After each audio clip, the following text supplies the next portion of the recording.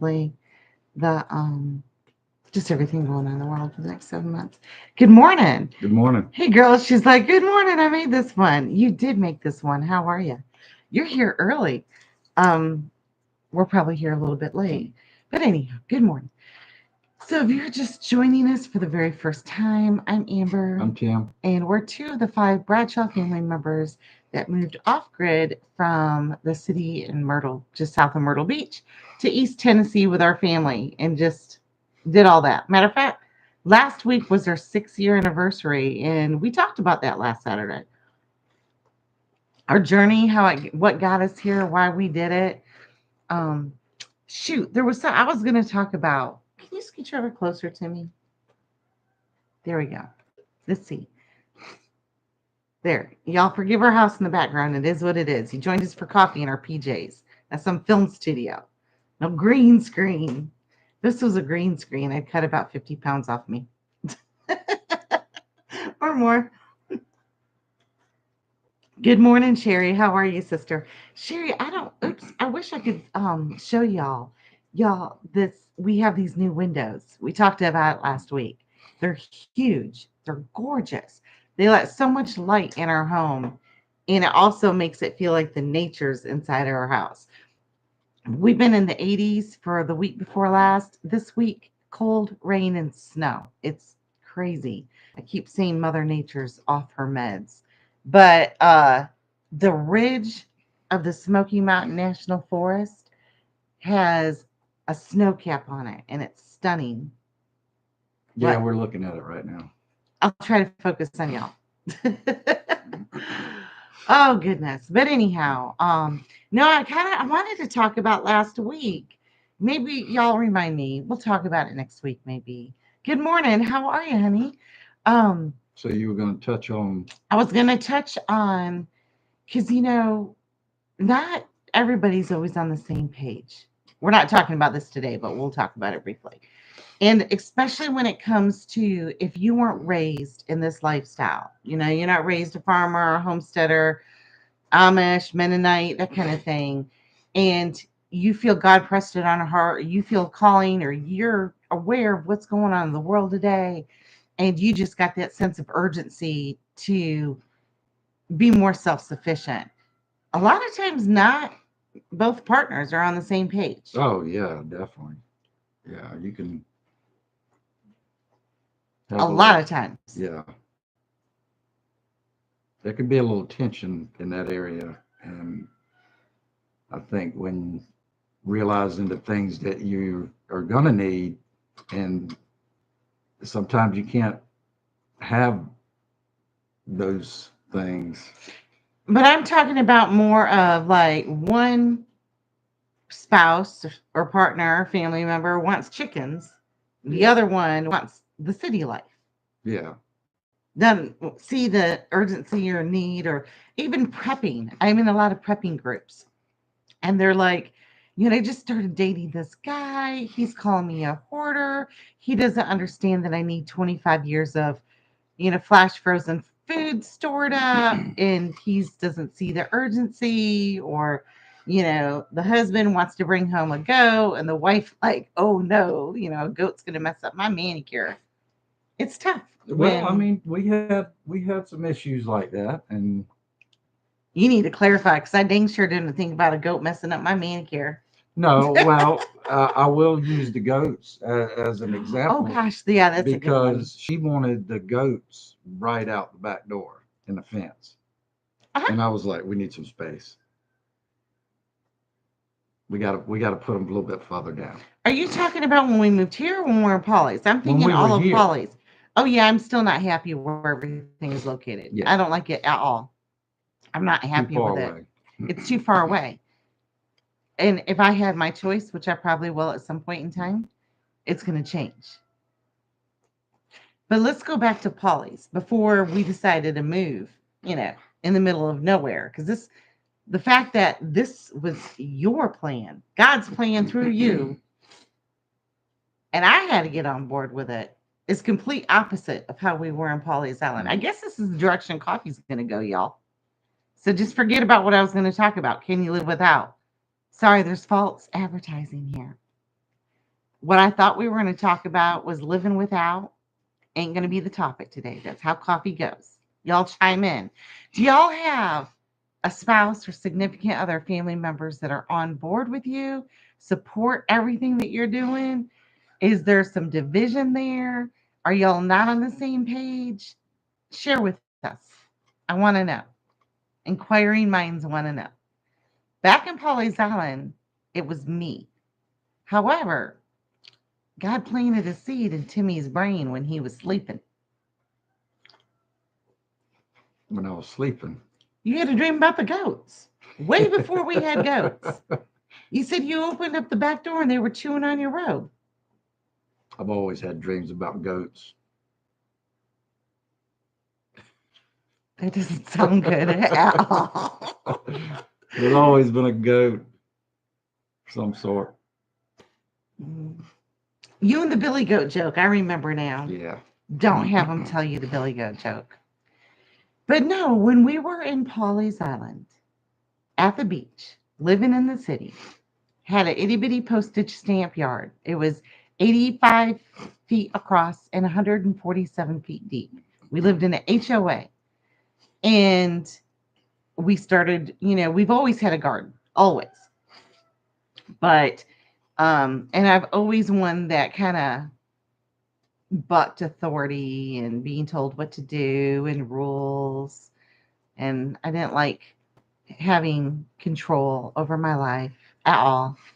And we started with chickens. We started with the goats. I can't remember which way it came, the horse or cart.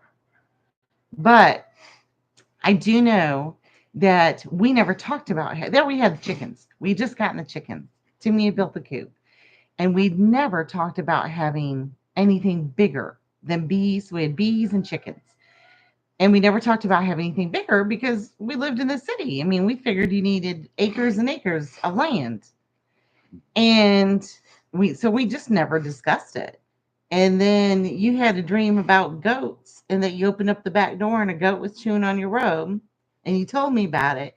And I swear, like within 24 hours, my friend called me and she needed to find a friend of hers, goats, a place to live. And she said, Amber, I thought about it and y'all are the perfect place. You don't remember all that? Sort of, yeah. And it'd be better if the story, if you remembered. Yeah. Yeah, it happened kind of quick. I think we were just going to start out with chickens and, the bees we already had the bees. Yeah, we already had the bees. We already had the chickens. And it escalated from there. It did.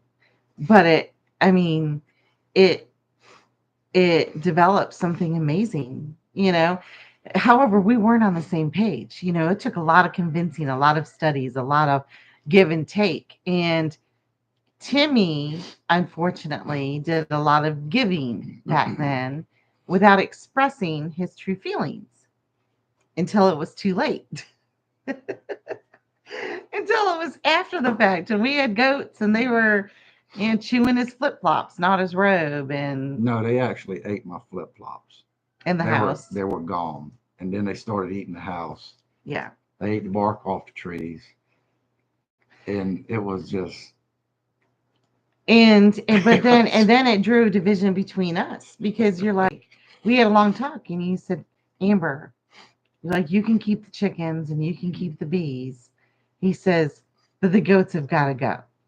And you're like, they're stealing the joy out of my life, is what you told me. I mean, Gavin, there were days when I guess they were. Oh, when they were in heat. When they were in heat.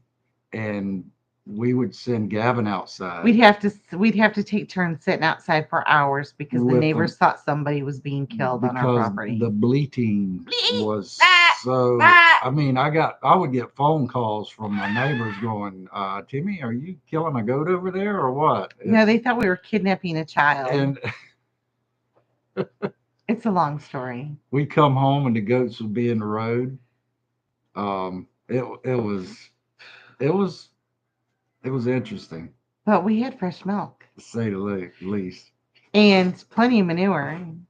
But the point is it was we were definitely not on the same page, and it brought division in our relationship. And it was tough. It was really, really tough.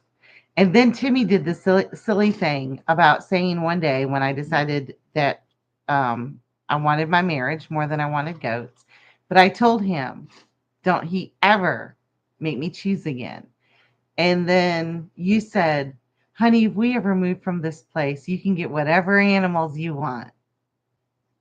Yes, I said that. And I never thought we were going to move ever. I thought we'd both be buried in that backyard somewhere. When you said that, did you ever think we were going to move? No, no, I was kind of counting on staying right there. If y'all just joined us, I apologize. The topic today is not can you live without. We'll save that for next week because I think it's important in the upcoming days. We're talking about right now, and maybe I can go in and change the topic or whatever. When your spouse or your family is not on board, hang on. Let's see if this changes. I just dumped my plant. Hang on.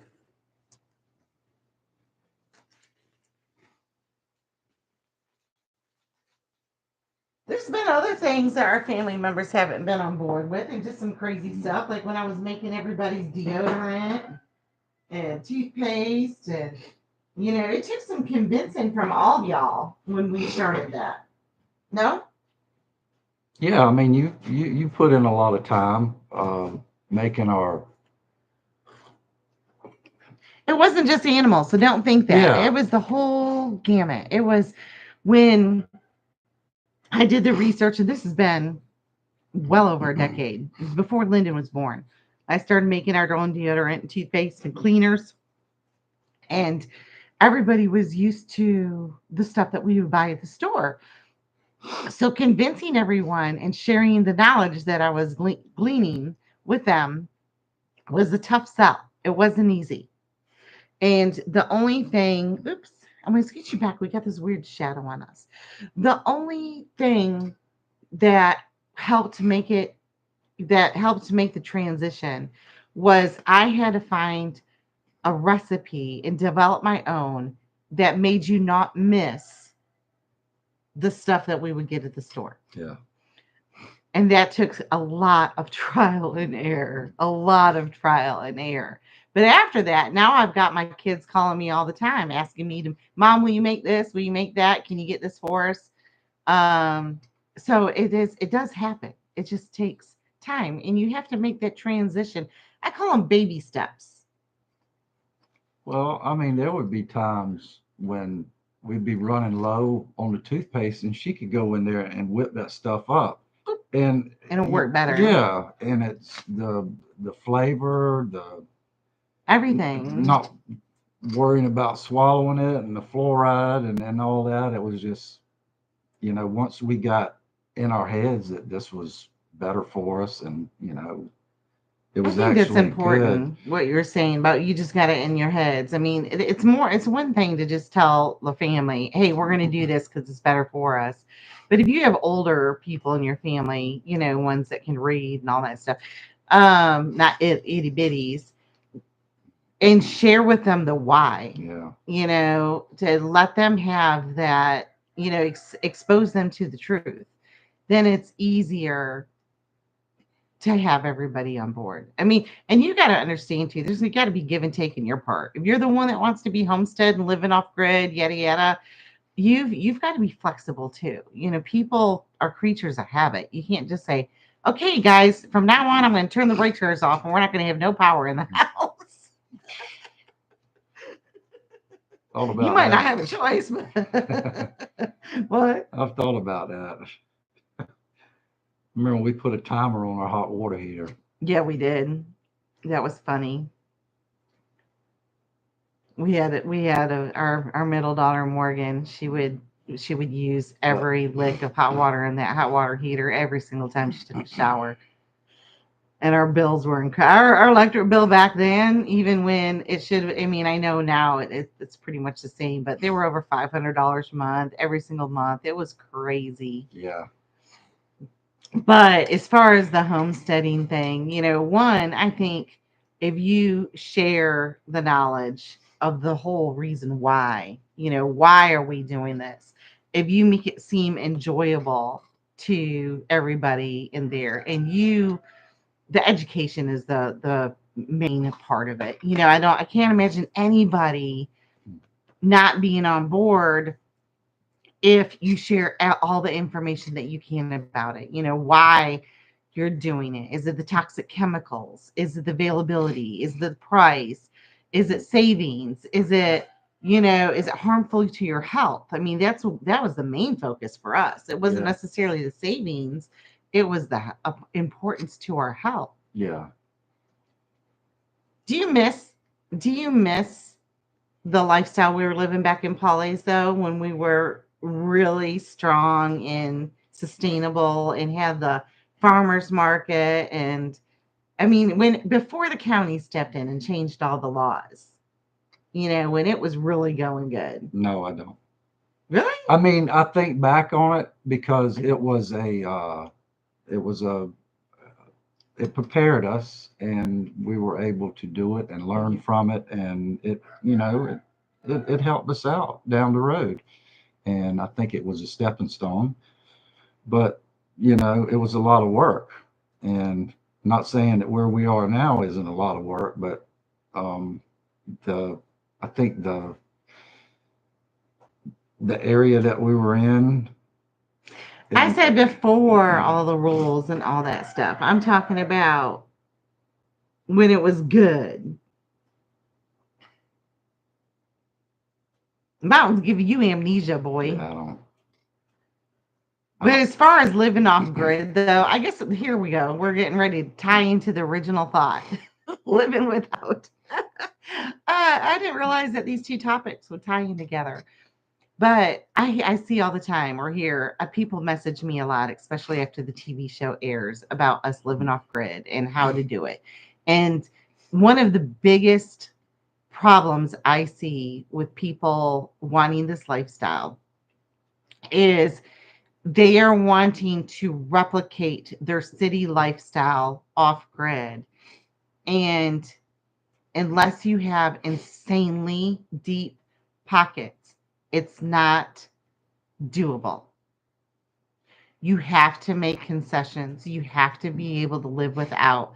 You have to change your mindset of things that you want to the things that you need. And a lot of people are not willing to do that. That's right. I think when when we moved here, I had somewhere in my mind that I thought that we were going to have some of that, and See, I was opposite. I didn't think we'd have any of it. I was surprised, you know, but I thought I informed you enough. Like I thought we did enough, YouTube watching back when we had cable to I, really get a gist of it. I'd already made my mind up somehow, and now I'm in reality. And Are you? Are you here yet? Because we still, you believe it or not, y'all, we still argue, not as much as we used to, about him wanting to implement old modern conveniences and me not wanting them to enter the house. I'm just thankful to have a light switch that I can turn on and have lights. I would like less. That's the difference.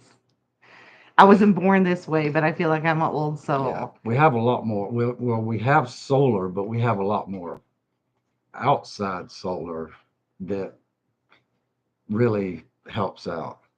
Oh yeah, Just a because we little, have solar for our water pump, solar for the bathhouse. and it's Wait just a minute. What were you referring to outside solar? just all the little small solar Oh things yeah, that help yeah. out at night, and The lights the outside lights, and I mean, just things that we could have used years ago that when we were in the we city. didn't think about it. We didn't need it then, and now to have it, it's a blessing. I mean, Well, and the thing too is you got to know your why. It's like, why are you doing this? Are you doing this to save money? Chances are you're not going to save money. That's your only reason for doing it. I hate to break the news, but unless if you're just raising a couple chickens, it's cheaper to get your eggs at Walmart. It ain't healthier, And well, I say that now after they destroyed what 1 million chickens this week, from the largest egg production company because of bird flu. But anyhow, that's not the point. Yeah, it's going to cost you more money. But if you're in the commercial industry, then you're making some money with your chickens, and it's cheaper to raise them than it is to go to the store and buy them. But you only doing a handful here or there, you're going to be paying a lot of money for them eggs and that chicken.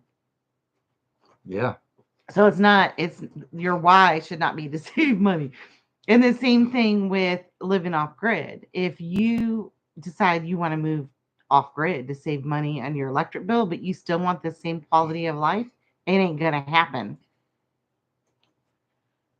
Oops, hit the wrong button. You good? Hey, Chris, how are you, honey? Um, Yeah, it's you're going to spend thousands of dollars to have those uh, things that you would normally have in a big house, and it's going to well, cost. and it's not. You have to have a massive solar array to run heat unless you're going to do propane. Propane's not cheap. My mom has propane heat in the holler and it's over $200 a month. And that's for only 500 square foot. And that's just for her heat. That doesn't do her stove and everything else. No.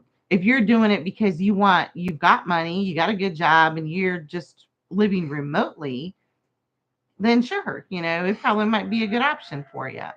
But if you're not willing to give up modern conveniences like a hot water heater and air conditioning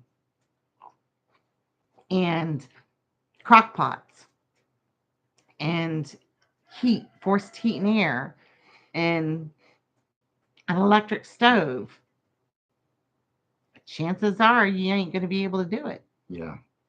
That's just bottom line. Wood burning stove, you can cook just as good. I mean, it's a little bit of work, but I wouldn't give it up for nothing. no, I miss it during the the summertime. one that we have is bigger. We can cook more on it. Do y'all collect rainwater? We are looking to go that way. We would be collecting around 31,000 gallons. Oops. On our roof and barn and need to utilize it.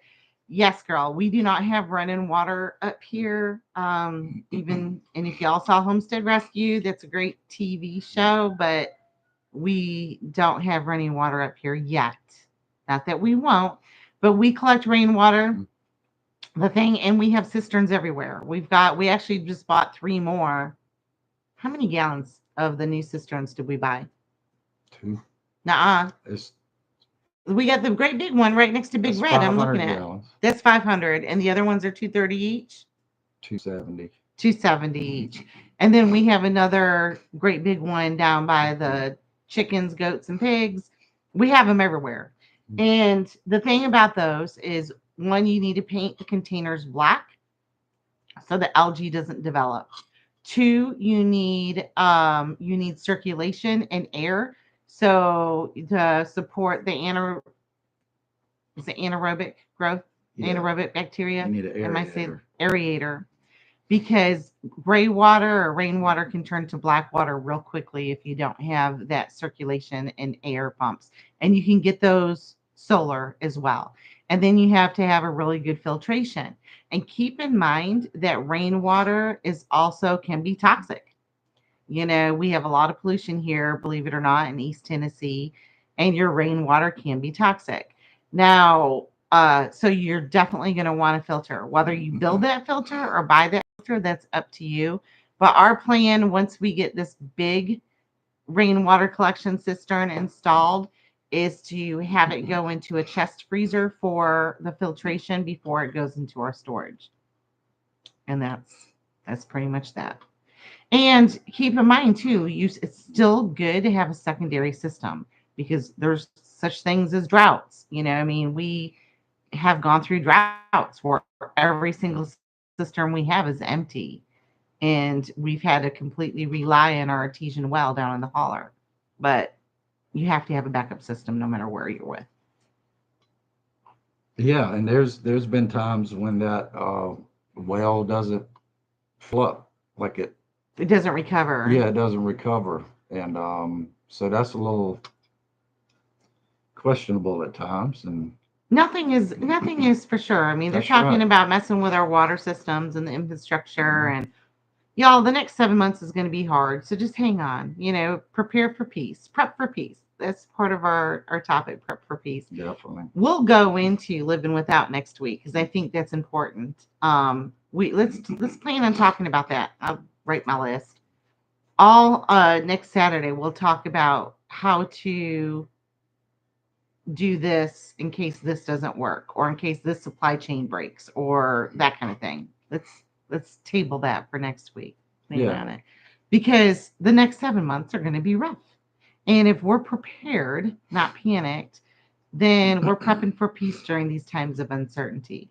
But as far as getting your spouse on board, the other thing that I suggest is introducing that spouse or those children to people who are doing where you are living the life that you want to live, that are walking the walk. Yeah. Let them be inspired by that and think. I mean, we've got people all the time that will come over here that want to see what we're doing, and they do one or two things afterwards.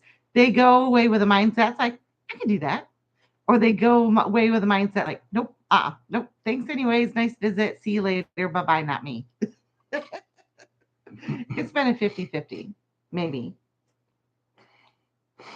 Heck, even our own children. We have our son who got married, and him and his wife live more off grid than we do, 1/10 a mile up on our property. And then we have another child, our daughter, Morgan, who left, went and moved in the city, has more electronics than I've ever seen in my life, and works at Starbucks. Yeah. We're not batting 100, Mm. but But we started them out with it, and she has that it's skill set. she's got it. She knows. She has that So skill set, and she's had it implemented a couple times when they've lost power, this and that. yeah, So that knowledge stays with our children. But as far as, and you'd never want to force, and it has to be, if your family's not on board, you're not going to have peace and harmony in your life. That's all there is to it. yeah, It's going to be very tough, and I don't suggest it, especially if it's the women that want to do this and the husbands don't. I hate to tell you, ladies, we're all an equal billing, but your husband is the head of your household. And if he's not in support of that homesteading, off grid, farming, gardening lifestyle, you've got a hard road ahead of you. I would suggest that pray that God presses on his heart the importance of this because it's too difficult without him on board. yeah, And pick your battles. And not only that, too, I think one of the big mistakes that we made is trying to do too much at one time. I've admitted that since we moved here. yeah. I'd rather it be just a. Well, I mean, I don't want to be caught and not be prepared, but I want to have some sort of knowledge, you know, to be able to do things. I know trials and tribulations of life Failure is the best educator. will get you, and you need to have some sort of some knowledge that you can make it through the times. The world today, I mean, we need to be able to have an alternative to be able to make it in situations. Yeah, I mean, failure is the best education, Yeah. and we've got a pretty good education. What not to do by the Bradshaws 101. You ask it, we've done it miserably. And most times we do find a way to make it work, but it's taken a lot of failure. But I wish because when you get that open door policy, it's like you've got all this land, you can do whatever you want. You got a husband that says you can get whatever animal you want. You don't have any boundaries. You kind of like, okay, let's do it. You're no longer bound by the city laws and ordinances, and you live in an unincorporated county, and you feel that sense of freedom for the very first time. You go a little crazy, you know, Yeah. you go a little crazy. But at the same time, too, you want to, you, your land, your family, and your animals are going to suffer if you try to do too much at one time. Yeah, you definitely need to start out with what's going to work for you and what's going to, benefit the homestead. Yep. If you don't have that in mind, you're just doing something to be doing it, you know. You're not doing it well. Yeah, you got to have purpose. And if it's not, I always said, if it doesn't behoove the homestead, get rid of it. If it's a financial drain, get rid of it. If it is a emotional drain, get rid of it. If it robs your joy, get rid of it. Whatever, as long as it's not your spouse. I don't know, maybe that too. Just kidding. Just maybe. Sorry. Take it into consideration. Yeah, no, don't. But and we're at that, y'all. I mean, I'm going to set a little prayer request, please, and any of those listening that live in our area. I don't know what God has in store for us, but it's getting on my nerves. For 2 years, we've tried to sell our hogs. We have large black hogs. They are not profiting our homestead. They're not profiting our family, and they are financial, physical, and mental drain. And it is not something that I thought out. It is definitely not something we prayed about before we did it. We had a very close friend with our family and said, I'm bringing you these hogs for your homestead. This is before we even built our house. And I mean, I paid for them. I'm sure I didn't pay the price that they were worth. And we've been paying for them ever since. And they are not a good fit for us. And I can't seem to sell those jokers. And I'm almost to the point I told Timmy, I said, I'm at the point where if I find a good family, a good farm, I'm like, here, just give us meat in return. Um, we're not filling the freezer right now with them. Our freezers are full. We've been very blessed with our harvest. And so it's not benefiting us at all. And it took me a while to make that decision, but it seems like once I'd made the decision, nothing is happening. I'm like, okay, God, you know something I don't, but I really wish these hogs would go. So please pray for a new family for these hogs. Please pray God sends us the right people. I'd greatly appreciate that. Yeah, me too. Yeah, that would be nice. But that's it. That's all we got to talk about, I think. Unless y'all want to chit chat and have anything else that you want to say. We'll talk about next week going without, because if you guys, first of all, don't read the mainstream media. I don't suggest it at all unless you want to know what the crazy government is up to and the conspiracies and all that stuff.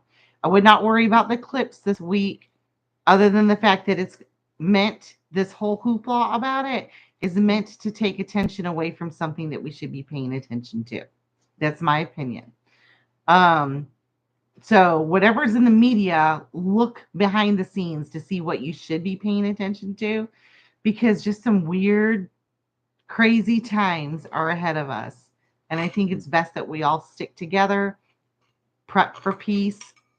If you have a way of doing something that can help remove stress from someone else, please share that knowledge with them. For instance, the whole egg thing going on right now. If you have a friend that always buys their eggs at Walmart and you get plenty of eggs and there's going to be this shortage, or eggs are getting ready to be $8 a dozen, give them some eggs. Show them how to raise a chicken. Have them come over and help you clean the coop once a week to trade off eggs and chicken, that kind of thing. Yeah.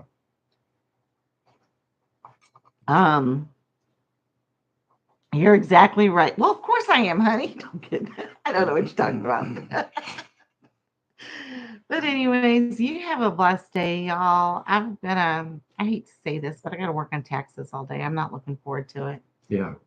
So take all that information and ponder on it, and if you have hopefully it questions helps you. afterwards, Yeah. pop them, or experience. Maybe you and your significant other, or your spouse, or your family is all on the same page, but you weren't. Share those tips in the comments to help inspire others, because we've all been there. I mean, it took us a while. God had to give him a dream about a goat for it to happen for us. And then he gave him the vision about moving in the mountains. That's not something I planted, y'all. That's between him and God.